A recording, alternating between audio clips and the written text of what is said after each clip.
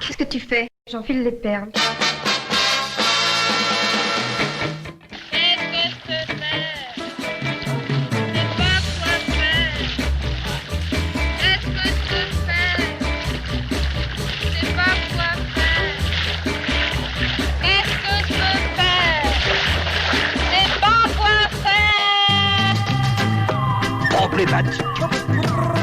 Aujourd'hui, la femme, elle a envie, par exemple moi, la seule possibilité que j'aurais de ne pas être artiste, c'est d'être enceinte tous les 9 mois. Du premier qui voulut éclore, il sortit ceci. Oh, il était raté.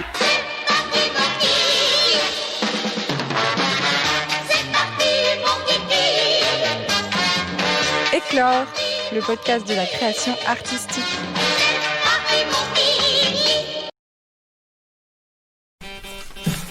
Bon bah du coup on est part. Bonjour à toutes et à tous. Dans Éclore aujourd'hui, souffle un vent de contestation. Les artistes doivent-ils s'engager? Doivent-ils se faire les porte-paroles des revendications populaires? Réveil Midi est un groupe sympathique, drôle et décalé, mais qui agite aussi ce frisson d'insoumission, cette intelligence qui fait vivre la pensée critique de nos sociétés. Ils nous ouvrent la porte pour nous parler de leur façon d'écrire les textes et de composer leur musique, et surtout de nous rappeler qu'il est toujours l'heure de sonner la révolte. Donc le groupe s'appelle Réveil Midi, on est 3, on est 2 chanteurs, donc MC Chaton, Alidea, et un musicien qui est Caspat. On existe depuis 2016, je crois que c'est à peu près ça. Caspat faisait déjà des sons de son côté, MC Chaton récupérait des sons, il a déjà travaillé avec lui avant, et donc du coup il m'a plus ou moins proposé qu'on écrive ensemble, et en fait ça a commencé comme ça, on a écrit une première chanson, et on a découlé le groupe. Alors Réveil Midi, déjà parce qu'on est des lève-tard, on trouvait ça sympa, et aussi parce qu'on s'est dit que comme on est un groupe plutôt engagé, c'est une espèce d'idée de genre c'est bon, on est à midi là les gars, c'est l'heure de se réveiller en fait. Déjà, il y a déjà tout ça qui s'est passé, toutes les merdes qu'on a fait avant, il est l'heure de se réveiller. Et puis on a bien galéré pour trouver le nom du groupe quand même en vérité. On voulait absolument faire une référence à Louise Michel au début, mais ça marchait pas, on n'a jamais réussi à trouver un nom qui nous plaisait, qui nous reliait tous les trois. Et voilà, Réveil Midi, Réveil Midi des fois c'est même un peu... c'est ambitieux presque, parce que midi c'est quand on se lève tôt. On a un Caspat musicien, s'il est aussi créatif, c'est aussi parce que il ne compte pas, il n'y a pas de cadre horaire, donc il peut se réveiller, des fois on l'appelle à 18h, on le réveille, des fois non il se lève, voilà, on ne sait pas trop, donc c'est réveil quand il veut. Nous aussi, un réveil tard, par contre je travaille, on est obligé de se lever tôt, mais si on ne travaille pas, c'est pas avant midi, c'est sûr. Déjà, il faut remettre le son parce que le titre de ton morceau, je le connais pas. Le premier problème, c'est de changer le titre du morceau. On a le titre de texte, on a le titre de la musique, c'est pas les mêmes.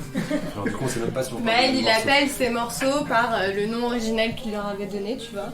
Sauf que nous, on les modifie forcément vu qu'on écrit un texte dessus. Mais après, on lui dit, ouais, c'est tel morceau. Il fait lequel? J'ai dit, traduit. Je crois que même sur le premier album, il y en a quelques-uns où tu sais, si peut-être quand même là. Si, maintenant, quand même à force, ça y est, tu les as. Pour moi déjà, tout part des sons de Caspat. C'est-à-dire que comme c'est lui la base, c'est lui qui d'abord crée les sons et ensuite c'est nous qui écrivons, on va être inspiré par ce qu'il nous propose, et il est très créatif et dans des choses vraiment très différentes aussi. Les propositions sont assez larges, donc en fait on a plein de choses à faire là-dessus. Et après ça évolue entre le premier album et celui-ci, ça évolue aussi selon nous, comment est-ce qu'on se sent, de quoi est-ce qu'on a envie de parler. Je sais pas, je dirais que c'est un groupe assez éclectique, parce qu'on aime bien un peu toucher à tout, et c'est un groupe engagé et qui fait du hip-hop, un nouveau terme qu'on a inventé, où on fait hip-hop, électro-pop, voilà, parce qu'on n'arrivait pas à se mettre dans une case. On sait que c'est un peu compliqué de trouver une case pour la musique. On s'est dit chanson française, non, parce qu'il y a plein de hip-hop tout court en fait, non. Et d'ailleurs on se fait un peu refoule, tu sais, quand on dit bon nous, il y a un festival hip-hop, on aimerait y aller, non mais vous faites pas du hip-hop en fait. Bon, si, on a un rappeur qui fait que du rap, moi aussi j'en fais, les sons de Caspat sont souvent hip-hop, mais en fait ça mélange tellement de trucs qu'on est un peu inclassable. On est un peu inclassable, mais malgré tout, pour le peu de temps d'existence qu'on a, on voit que les gens adhèrent plutôt bien à ce qu'on fait. Donc l'inclassable peut un peu fonctionner quand même. Là c'est le refrain, et entre les deux, Avant ça. Ce qui nous permettrait éventuellement De refaire le refrain original. Voilà, parce qu'on avait un refrain original où on enchaînait direct après le couplet. Sauf que là, on peut pas le faire parce que ça se marche trop dessus et si on n'a pas de petit break, c'est pas possible. Comme il est dark le morceau, j'imaginais vraiment des breaks bien cassants quoi. Un truc très différent. Un truc vraiment très court. Hein. Ouais, très très court. Ouais. Une petite respiration quoi.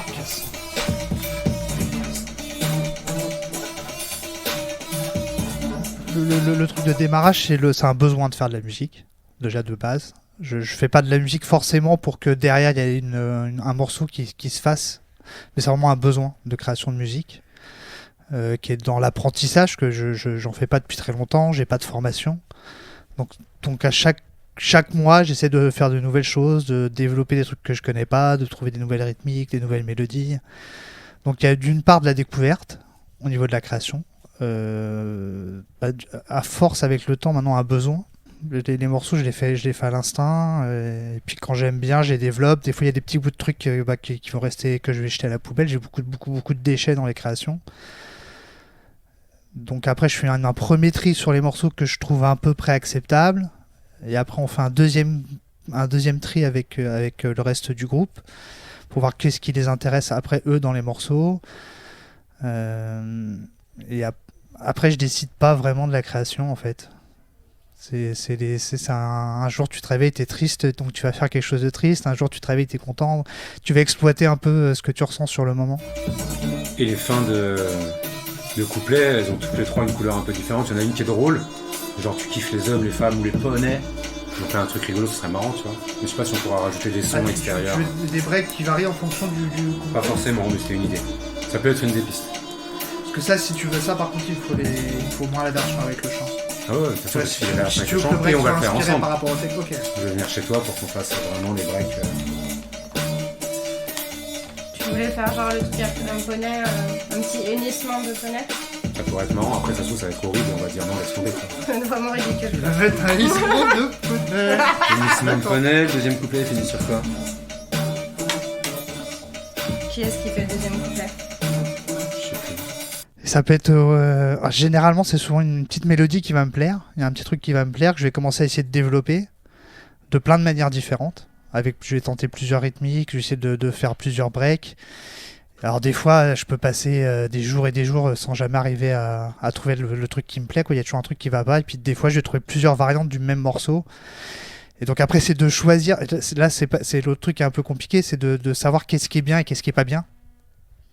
Entre ce que moi j'aime et ce que les autres aiment, déjà c'est pas évident de faire le lien.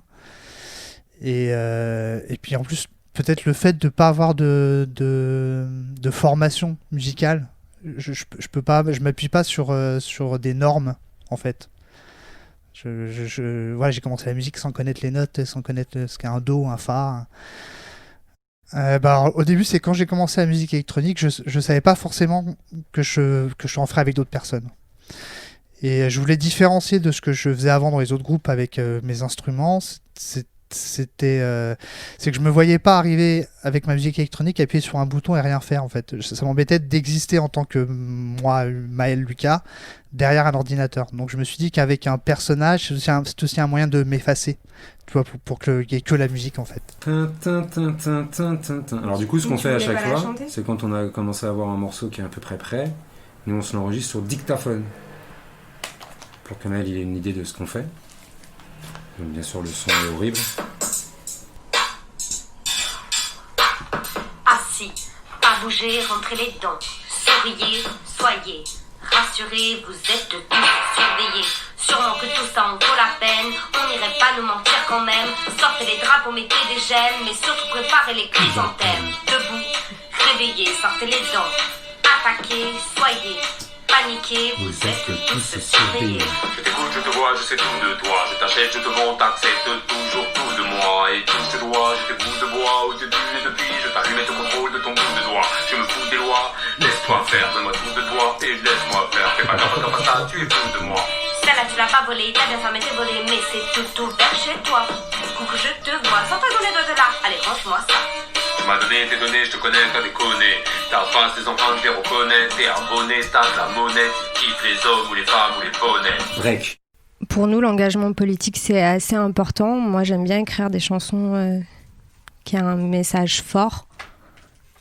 Un peu comme disait Caspat tout à l'heure, on est éduqué avec une certaine culture musicale. Je pense qu'on a tous été dans les Renaud, les Brassens, voilà, de la chanson française qui avait du texte et qui voulait dire quelque chose. Donc voilà, après, personnellement, on est tous plus ou moins engagés, que ce soit dans nos métiers, ou que ce soit au niveau militantisme, associatif, tout ça. Donc c'est quelque chose qui existe déjà dans notre vie et qui nous semblait plutôt essentiel à mettre aussi dans notre musique.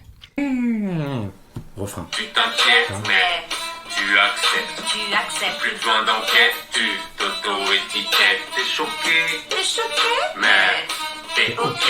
Au début tu t'en moquais, maintenant t'as peur d'être bloqué. T'as les mains liées, je peux te manier. Sans une manivelle, ni même un billet. Plus de barillet, mais des bracelets. Mes idées nouvelles, oui, en bracelet. Je suis là partout, tout le temps, par tous les temps. Des toilettes au divan, de la plage au volcan. Même au lit, je te suis, ton ami, ton amant. T'es mal quand je me casse ton foucan. Je suis presque étonnée, j'en ai des tonnes de tes données. Je sais plus où les ranger, si ça peut t'arranger. Je peux toujours étirer les bords, nombreux bonnets ou mon porte-monnaie. Ouais, je t'ai détrôné, j'algorithme ta vie, tes envies, tes ennuis. Je vais générer des profits et trouver le souci, le mal profond et enfin l'effacer pour de bon.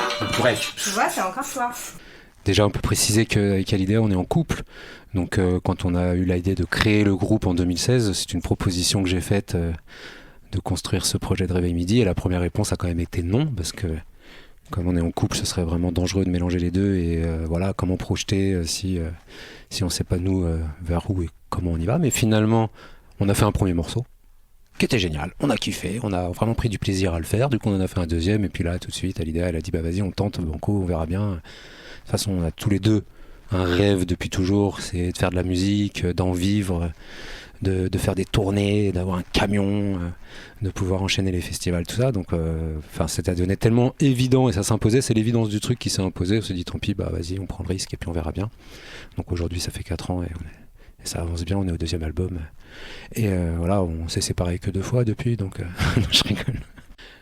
Voilà, le premier album, il s'est fait pourquoi ? Parce que je pense qu'on avait vraiment des choses, des besoins de créer un univers et des choses à dire. Donc on a créé cet univers, on a eu toutes ces choses, tous ces sujets qu'on a abordés. Donc c'était des sujets, il y avait la révolte déjà, avec le couper des têtes, l'engagement féministe, mais il y avait aussi beaucoup de, peut-être un côté un peu plus trip-hop dans la musique et plus poétique aussi dans notre manière d'aborder les choses. Parce que c'était vraiment un album de salon, quelque part, un album de chambre. C'est comme ça qu'il s'est construit, mais en le jouant sur scène, on a vu tout de suite que là où on kiffait, c'était quand on partageait quelque chose de puissant avec le public. Donc c'était les morceaux vraiment péchus là qui se sont démarqués. Et le deuxième album, en fait, il s'est créé avec ce besoin de partager plus. C'est vraiment ce besoin de faire vivre la scène, ce besoin d'embarquer le public avec nous, de le faire chanter, danser. Enfin voilà, il y a vraiment cette envie maintenant. Donc le deuxième album aura plus cette couleur-là, donc le côté pop que le côté trip-hop qu'a pu avoir le premier. Et voilà, donc nous, quand on dit hip-hop, c'est parce que c'est plus qu'hip-hop, électro et pop, c'est parce qu'on a envie d'y rajouter cette notion de chanson française, cette notion d'électro-pop, de trip-hop, enfin voilà, et on trouvait que c'était marrant d'avoir un mouvement comme ça dont on était les seuls membres. Voilà, donc on est fondateur d'un mouvement qui ne grandit pas pour l'instant, mais dans lequel on compte bien intégrer Stromae. Et à partir de là, le succès nous ouvrira les bras. Tu acceptes. Le dernier, c'est une phase morbide. Le dernier break de la mort qui fait pas. T'es choqué, mais t'es ok. Au début tu t'en moquais, maintenant t'as peur d'être bloqué. Je te vois parier, monter les paliers. Je pourrais imiter ton intimité. Dans mon beau palais, je t'ai mis des boulets. Pas de liberté, que des barrières, des codes barres en sonar, des contrôles au scanner. Des milliards de connards qui m'ont vendu leur mère. Au repas de famille, t'as même bouffé ton père. Toi t'es l'enfant débile. Et je suis ton grand frère. Couché, pas penser sans les dents. Avalé, soyez, à mes pieds. Vous êtes tous surveillés. Tu t'es pris pour un dieu. Tu m'as pris pour un jouet. Mais le maître du jeu sera seul à gagner. À toi de deviner. C'est dans combien d'années que je vais décider de vous éliminer. Tu acceptes. Plus besoin d'enquête. Tu t'auto-étiquettes. Travail de haute précision. T'es choqué, mais t'es ok. Au début tu t'en moquais. Maintenant t'as peur d'être bloqué. Net. Du coup, j'ai passé quelques années à faire du slam. Ensuite, j'ai participé à un premier projet avec un autre groupe qui n'a pas trop fonctionné. Mais bon, j'ai fait mes premières armes vraiment en tant que chanteuse. Et Réveil Midi, c'est mon deuxième projet vraiment sérieux. Enfin, c'est mon premier projet vraiment sérieux et qui tourne, quoi. Déjà, il y a la scène. La scène, ça donne envie de se lâcher, ça donne envie de pas faire que du sérieux. Donc c'est pour ça que les morceaux rigolos, ils sont super sympas à faire sur scène parce que les gens, ils rient avec toi, ils sont à fond avec toi.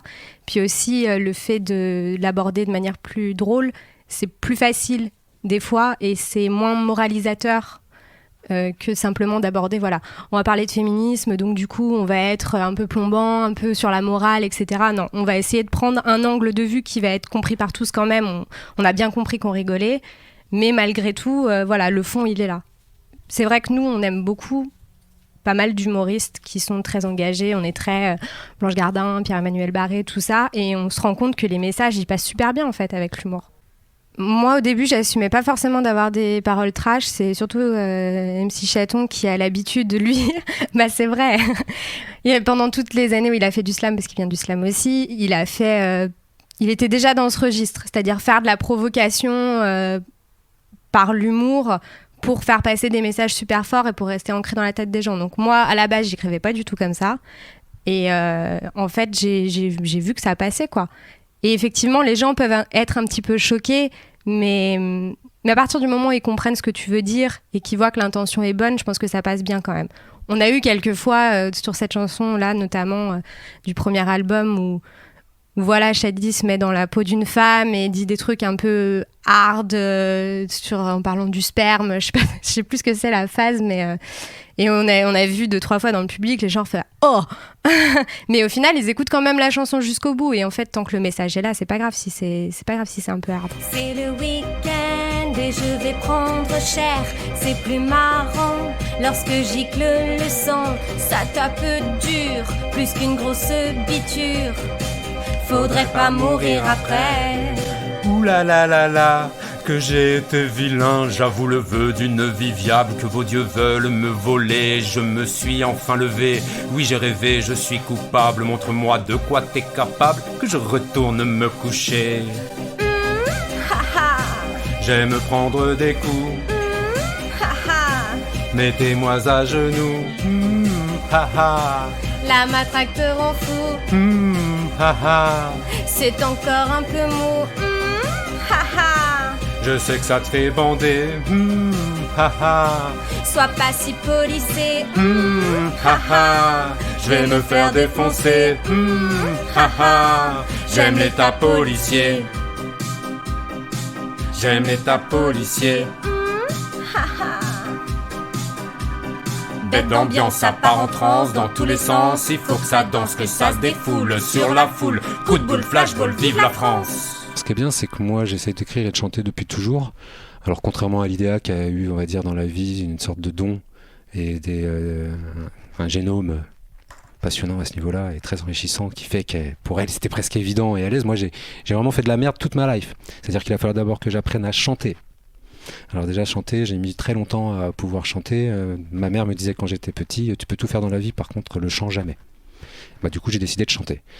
Voilà, j'ai essayé de faire de la musique, j'ai eu quelques projets, donc il a fallu vraiment aussi que je travaille mon écriture, que je travaille mon flow, et je suis assez fier de moi, on va dire. C'est un véritable chemin, j'avais un objectif, j'ai bossé, et je trouve qu'aujourd'hui voilà, je suis aujourd'hui enfin fier de ce que je peux présenter, et c'est pas mal. Avec Caspat, en fait, on a commencé très tôt la musique ensemble. Moi, j'avais commencé tout seul vers mes 15 ans. J'avais déjà commencé à essayer d'écrire. Après Caspat, on a fait des projets à plein. On a fait Plan Deb, le premier Plan Deb, qui avait qu'un seul rappeur qui était Jérém à l'époque. Ce groupe s'est reformé 10 ans après pour faire le Plan Deb 2.0, où on était 3 rappeurs cette fois, et où Caspat aussi était là, donc en création... d'abord en accompagnement, puis d'abord le deuxième album de Plan Deb, c'est lui qui a fait toute la musique, donc déjà il avait commencé à être ce créateur très productif qu'il est aujourd'hui. Voilà, du coup c'est ça que je vous demandais si vous vouliez aussi des changements de break à l'intérieur du couplet. Ouais, si t'as des inspi, ça ouais. Tu vois, des souvent trucs tu fais qu'on fait pas des trucs. souvent, des trucs qu'on fait pas trop souvent, même tu vois, des petites phases de pratiquement plus rien, vous êtes juste vous. Ouais, ça j'aime bien. Ouais. Vu que ce morceau-là, je pense qu'il joue vachement sur les cassures. Bah, il est hyper hip-hop, quoi. Peut-être qu'on a intérêt, tu vois, justement, à avoir des micro-cassures à plein de petits endroits, quoi. À l'hypopiser. En fonction de votre flow, tu vois, essayer d'utiliser ces variations de rythme sur vos flows.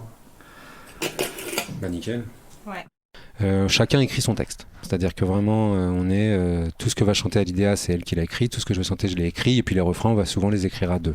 Et d'ailleurs, par rapport à ça, j'ai remarqué un truc souvent, c'est qu'en fin de scène, on vient me demander à moi et on ne demande pas à Shadi. Et au fait, qui écrit les textes ? On sent que les gens sont un peu dubitatifs sur le fait qu'une fille écrive ses textes. Voilà, c'était une petite parenthèse qui m'énerve à chaque fois. Oui, j'écris mes textes. Oui. Balance ton scribe. Souvent, c'est de l'impro. Moi, ce que je fais, c'est qu'il y a deux façons. Soit la musique m'inspire directement une mélodie sans parole. Donc, ce que je fais, c'est que je m'enregistre. Moi, je passe mon temps avec mon téléphone. Dès que j'ai une petite ligne mélodique, hop là, je l'enregistre et comme ça, je la garde en mémoire. Et ensuite, je la développe avec le texte, etc. Soit des fois, je cherche et je trouve rien. Donc, ce que je fais, c'est que d'abord, j'écris. Et ensuite, en essayant de sortir le texte sur la musique, là, je sais pas, la mélodie elle arrive, mais c'est comme par magie. Moi, il y a pas de technique, il y a pas de, tu vois, je suis un peu comme Caspat. Moi, j'ai presque pas étudié la musique. J'ai fait 1 an de guitare quand j'étais en CM1, quoi, et j'ai aucun reste. Donc c'est vraiment c'est un truc magique. Hop, d'un seul coup, une mélodie apparaît.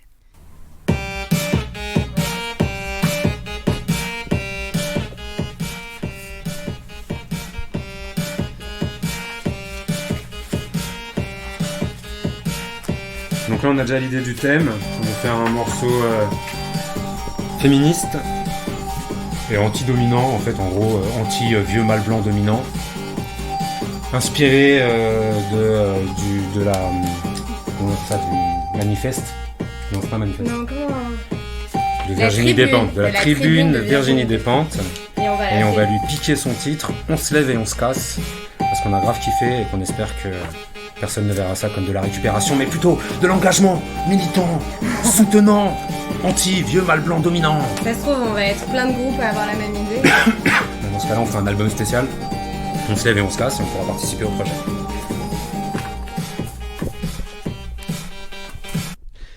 Bon, alors du coup, en fait, ouais, effectivement, on choisit, c'est part d'un thème que la musique va nous inspirer, on écoute la musique. Caspat nous met toujours des petits titres dans ses musiques, donc des fois c'est aussi le petit titre qui nous dit tiens, on va essayer de respecter aussi le thème que donne le titre. Des fois on a vraiment besoin de parler d'un sujet, parce que là on s'est dit ce sujet il faut l'aborder, donc le féminisme entre autres. Là en l'occurrence, dernièrement le morceau qu'on écrit c'est sur ce sujet-là, donc on a décidé de partir sur ce sujet-là. Et très vite, Alidea en fait elle va trouver une mélodie, parce qu'elle trouve très vite la mélodie. Elle va aussi très vite commencer à écrire, il faut savoir qu'elle écrit vite. Donc en fait moi je vais souvent avoir une base. C'est-à-dire la base de déjà ce qu'elle a trouvé en mélodie et en écriture pour ensuite partir. Moi je suis très long par contre. À écrire je suis lent. Souvent elle a fini le morceau et moi je suis là encore le lendemain à finir mon dernier couplet. Et à partir, c'est ça, c'est vraiment elle écrit, moi je pars dessus. Et après pour le flow, c'est comme pour les mélodies, c'est un petit truc un peu, ça s'impose à nous quelque part. C'est la musique qui nous l'amène. On teste 2-3 trucs, on est là, on part et finalement on n'a pas un flow préétabli, on s'est pas dit je vais essayer que ce soit comme ça ou comme ça, rapide, plutôt chantonné, très accentué, très, très, très smooth. Voilà, non, ça, c'est souvent la musique en fait qui va nous apporter la manière de se poser. Après, si des fois on retravaille un petit peu les morceaux, ça peut arriver qu'on cherche un peu la technique. C'est-à-dire qu'on se dit non mais attends, là c'est quand même dommage, ce morceau il est super énergique, ça mériterait qu'il y ait un petit peu plus de flow, tiens ça mériterait qu'il y ait un petit peu plus de puissance. Et ça du coup c'est un peu du brainstorming, quoi. C'est à force d'en discuter ensemble, les écoutes collectives font qu'on va faire plus ou moins évoluer un morceau. Et des fois pas. Des fois on écrit le morceau de A à Z et c'est bon, il est fait, il est fini, puis on retouche pas. Non, c'est toujours eux les plus vilains, ils volent, ils violent, qu'est-ce qu'ils font peur.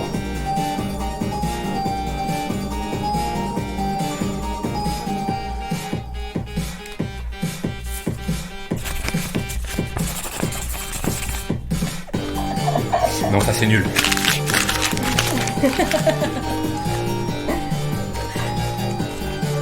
À partir du moment où on a fini d'écrire sur un morceau de Caspat, Après, lui, il reprend le produit avec le texte, la manière de se poser, tout ça, et il retravaille le son pour la mettre en cohérence, en énergie, en rythme, en break, avec comment on lui a envoyé. Le seul travail moi que je peux faire sur le niveau des voix, c'est toujours par rapport à la musique, pour une raison très simple, c'est que pour moi les mots c'est comme de la soupe. Ça me prend beaucoup de temps avant de comprendre les choses. Non, je suis incapable. C'est très compliqué, voilà. donc ouais, non, le travail est vraiment au niveau du rythme, plus que des mots. Les mots, ça me prend trop de temps. Au bout de quelques mois, Maëlle finit par capter ce qu'on dit dans un morceau, connaître les paroles, etc. Mais au début, c'est genre...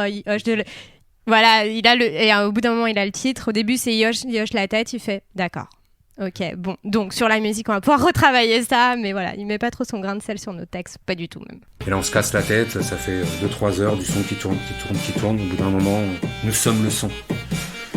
On casse les pieds à nos voisins parce qu'on fait ça en règle générale assez tard. À 1h du mat. On se lève et on se casse. On reste et on castre. On reste et on castre. Ah, c'est bien ça, déjà, tu vois. Petite structure refrain.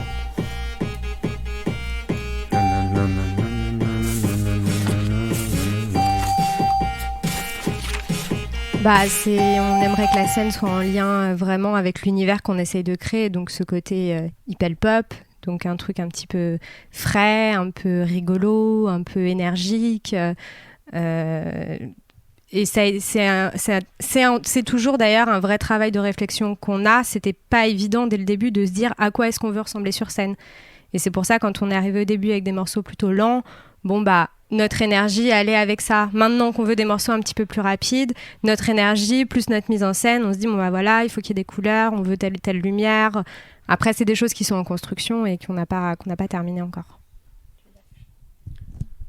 Voilà, donc du coup, c'est vrai qu'avec cette période où on va sûrement pas se retrouver sur une scène avant septembre, on croise les doigts, on aimerait bien que ça arrive, voilà, ça nous manque beaucoup. Du coup, vraiment, c'est vrai que quand on est dans le présent tout le temps, ça s'enchaîne, on n'a jamais vraiment le temps de bosser autant les choses qu'on présente au public, et là on va avoir du temps, donc on a envie de se dire on va profiter de ça pour se construire un vrai live comme on le rêve, comme on l'a dans nos yeux, voilà, donc à la fois avec du visuel, à la fois avec du luminaire, à la fois avec des costumes, mais aussi avec des vraies constructions de morceaux. Voilà, quand on vient écouter le live, c'est pas ce qu'on a dans l'album.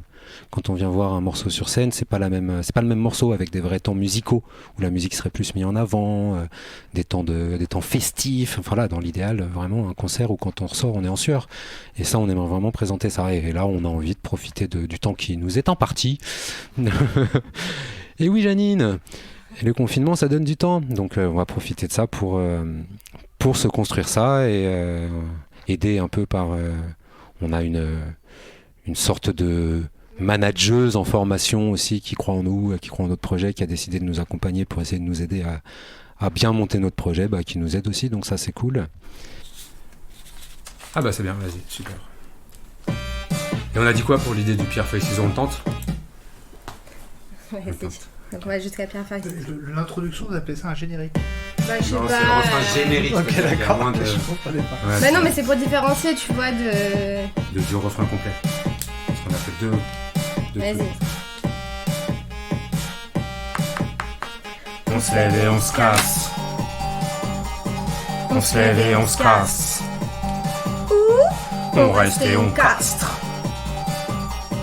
On reste et on casse. Ou on se lève et on se casse. Ils sont puissants, ils sont violents, c'est à qui pisse le plus loin. Ils font ce qu'ils veulent, même quand ça gueule, c'est toujours eux les plus vilains. Ils volent, ils violent, qu'est-ce qu'ils font peur?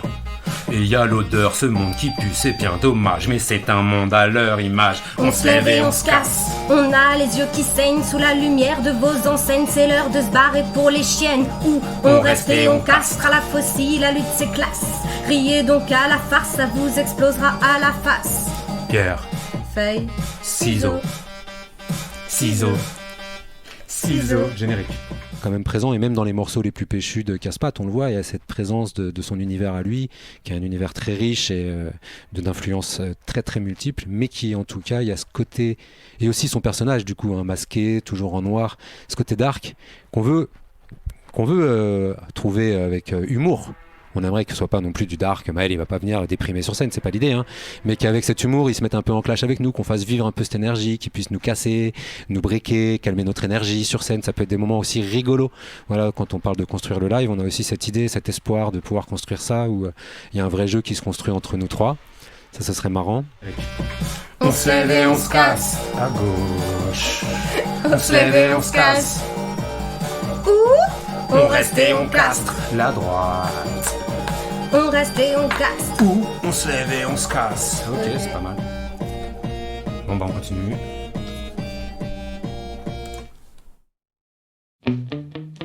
Merci à Réveil Midi pour leur générosité. Nous, on se retrouve le prochain dernier dimanche du mois pour un nouvel épisode d'Éclore. En attendant, j'aime toujours autant vous lire.